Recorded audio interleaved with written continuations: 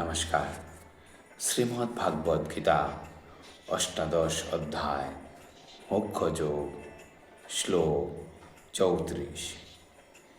জয়া তু ধর্ম কামার্থান ধৃতা ধারয়তে অর্জুন প্রসঙ্গেন ফলাকাঙ্ক্ষী ধৃতি সা পার্থ রাজসী।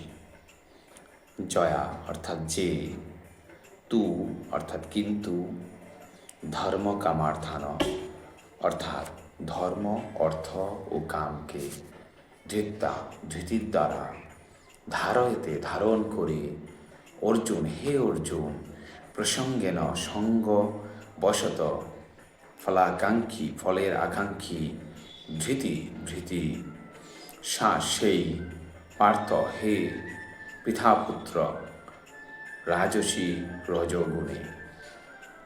অনুবাদ: হে অর্জুন, হে পার্থ, যে ধৃতি ফলাকাঙ্ক্ষার সঙ্গে ধর্ম, অর্থ ও কামকে ধারণ করে সেই ধৃতি রাজসী। যে মানুষ সব রকম ধর্মানুষ্ঠান বা অর্থনৈতিক কার্যকলাপের মাধ্যমে সর্বদাই ফলের আকাঙ্ক্ষা করে, যার একমাত্র বাসনা ইন্দ্রিয়ের তৃপ্তি সাধন করা এবং যার মন, প্রাণ ও ইন্দ্রিয়গুলি এভাবেই নিযুক্ত হয়েছে, সে রজগুণাশ্রিত। শ্লোক 35।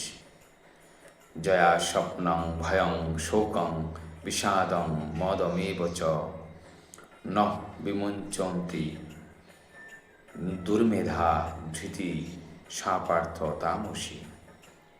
জয়া যার দ্বারা, স্বপ্নম স্বপ্ন, ভয়ং ভয়, শোকম শোক, বিষাদম বিষাদ, মদম মদ, এব অবশ্যই, চ ন না, বিমঞ্চতি ত্যাগ করে, দুর্মেধা বুদ্ধিহীনা, ধৃতি সা সেই, পার্থ হে পৃথাপুত্র, তামসী।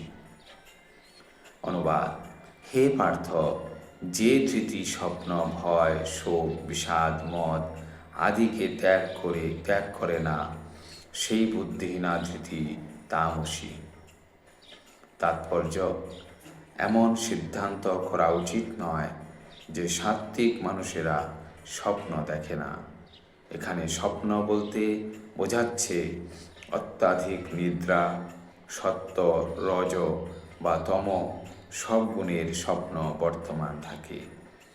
স্বপ্ন দেখাটা স্বাভাবিক ব্যাপার, কিন্তু যারা বেশি না ঘুমিয়ে পারে না, যারা জড়জগৎকে ভোগ করার গর্বে গর্বিত না হয়ে পারে না, যারা জড়জগতে কর্তৃত্ব করার স্বপ্ন দেখেছে এবং যাদের প্রাণ, মন, ইন্দ্রিয় আদি সেভাবেই নিযুক্ত, তারা তমগুণের ধৃতি দ্বারা আচ্ছন্ন বলে বিবেচিত হয়ে থাকে।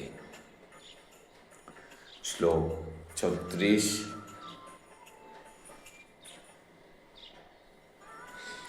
সুখং তিদানীং ত্রিবিধং শৃণো মে ভরতস্য অভ্যাসাদ্রমতে যত্র দুঃখান্তং চ নিগচ্ছতি। সুখম অর্থাৎ সুখ, তো অর্থাৎ কিন্তু, ইদানীং এখন, ত্রিবিধম তিন প্রকার, শৃণু শ্রবণ কর, মে আমার কাছে, ভরতস্য হে ভারত শ্রেষ্ঠ, অভ্যাসাৎ অভ্যাসের দ্বারা, রমতে রমণ করে, যত্র যেখানে, দুঃখের অন্ত নিগচ্ছতি লাভ করে। অনুবাদ: হে ভারত শ্রেষ্ঠ, এখন তুমি আমার কাছে ত্রিবিধ সুখের বিষয় শ্রবণ করো, যার মাধ্যমে বদ্ধ জীব রমণ করে এবং যার দ্বারা কখনো তার সমস্ত দুঃখের অবসান হয়ে থাকে। তাৎপর্য: বদ্ধজীব বারবার জড়সুখ উপভোগ করতে চেষ্টা করে। এভাবে সে চর্বিত বস্তু চর্বণ করে, কিন্তু কখনো কখনো এই ধরনের সুখ উপভোগ করতে করতে কোন মহাত্মার সঙ্গ লাভ করার ফলে সে জড়জগতের বন্ধন থেকে মুক্ত হয়।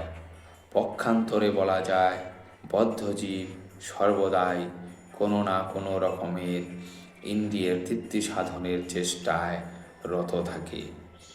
কিন্তু সাধুসঙ্গের প্রভাবে সে যখন বুঝতে পারে যে তা কেবল একই জিনিসের পুনরাবৃত্তি, তখন সে তার যথার্থ কৃষ্ণ ভাবনায় জাগ্রত হয়।